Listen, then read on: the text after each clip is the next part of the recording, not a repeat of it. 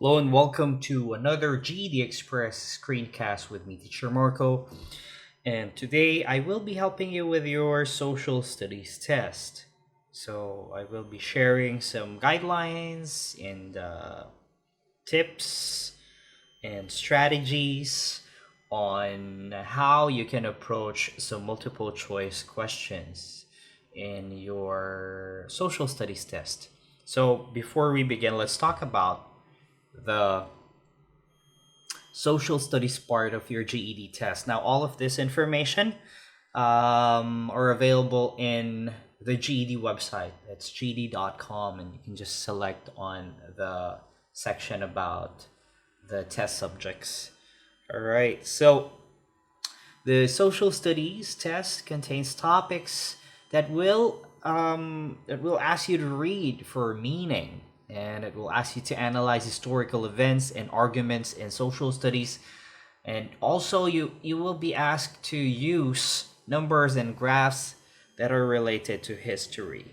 Okay, now the time for you to take this test is 70 minutes. It includes 2 minutes of instructions and final review with no break. The only subject that contains a break is the reasoning through language arts test.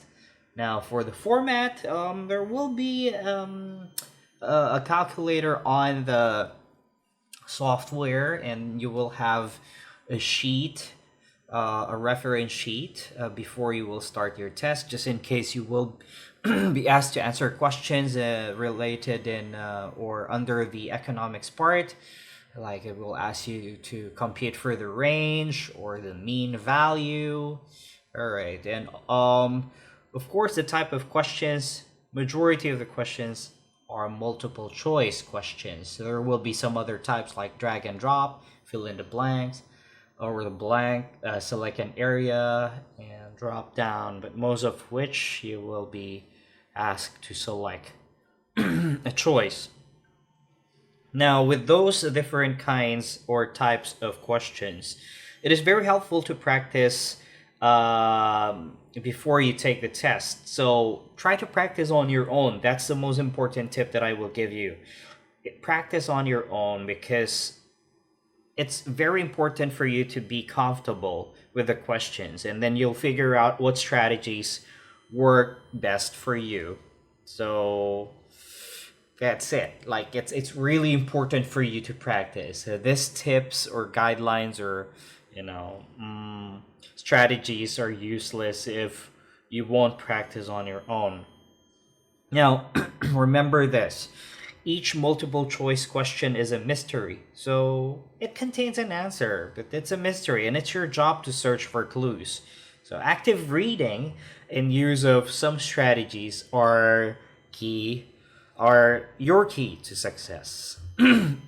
So from this point on, try to practice. Okay. So let's start with the strategies that I can share with you. First, you have to remember most of the test is in chronological order. Use your understanding of the timeline to help you match concepts to the correct time period. So when you read a question, think about the context of the time period and major events that occurred, and eliminate choices that clearly belong to a much earlier or later time period. So I always say to my students, have an imaginary timeline inside your head and check the options. If the options are not really within that time period, then eliminate them. Next one, for maps, charts, and graphs, choose the response that you can prove with the information provided. So you have to act like a detective. So you have to find a proof. Don't choose an option which you don't have any clear evidence, right? Now, also, you have to look at the tone of the question and ask yourself if they are looking for something positive or negative. So it's really important to be familiar with those vocabulary that will pertain to a positive tone or a negative tone. How will you be able to grasp or um, know that this vocabulary is negative or positive? Well, you have to practice all the time and you have to keep on reading. Okay, so you have to be familiar about these words so that it's going to be easier for you to categorize them if it's a negative word or a positive word. Now, next one, for quotations or reading passages, which you will have a lot. It's very important to read the question first to focus your reading.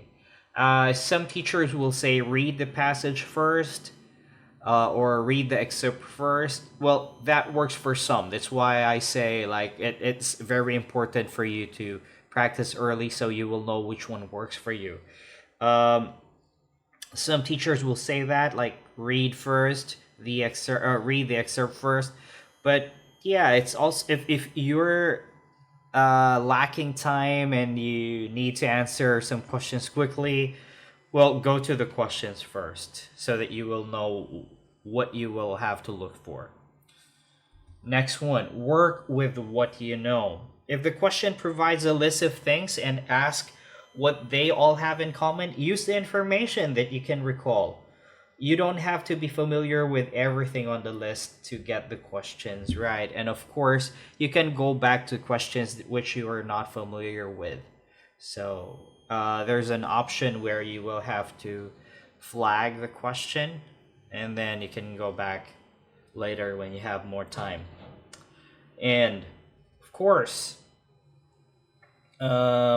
it's very important to be aware of the time. I didn't include it here, but always be aware of the time. Always check your time if you are you're lacking the minutes, so you have to manage your time as well. Now, another question that you will or another question type that you will encounter is DBQ, or a document based question. Now, this one is it intimidates a lot of students. It haunts the dreams of many teenagers because when they see it, they're intimidated. It seems like they will need to read a lot of text. Okay, but a document based question is an easy one. It's not that intimidating. Okay, it's actually very simple. It will require you to work with a document using a higher level thinking skills to defend a thesis, meaning to understand the idea of the writer. Okay, so what do you have to do when you encounter DBQ based questions? Like what I said a while back, you just have to understand what the writer is trying to say to you. Okay, so always refer to the text. Some multiple choice questions may provide information about the essays provided, document 1 or document 2. So always go back. It's the same approach as when you're answering a math or a graph base question. You just have to go back to the document and find evidences. Now, some questions that that are related to DBQ or DBQ questions, they will ask for the thesis statement, what is the point of view, what is the argument, or what is the evidence provided by the writer. So all of which are in the text. So always go back to the text. Now, also another question type, the questions will often ask which of the following is a fact or an opinion. Remember, opinions are things that you cannot prove. They are based on someone's feelings about something. While for facts, you can prove a fact. Okay, so there you go. That's an easy multiple choice type question. And also, use the process of elimination, like what I mentioned a while back. Like you have an imaginary timeline inside your head, and don't get too excited. The problem here is people think, or some students think that, oh, I know the answer, this one. But always check the other options. Okay, it's really important to check the other options. What if the multiple choice question type is like asking for the best option?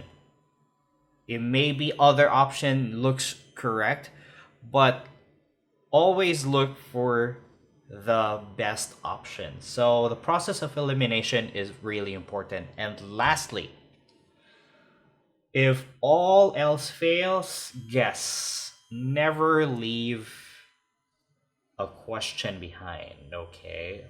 Um, it's really important to guess. And, I've read a study before that even though our brain won't be able to explain it, that this is the correct answer, there's this gut feeling that you have, that you feel that this is the correct answer. Sometimes the information is in your neurons, but the information that allows you to explain or um, justify that this is the correct answer is not in your brain cells. So, if all else fails, then guess. All right, don't just choose letter C, but try your best, of course, to make the correct guess.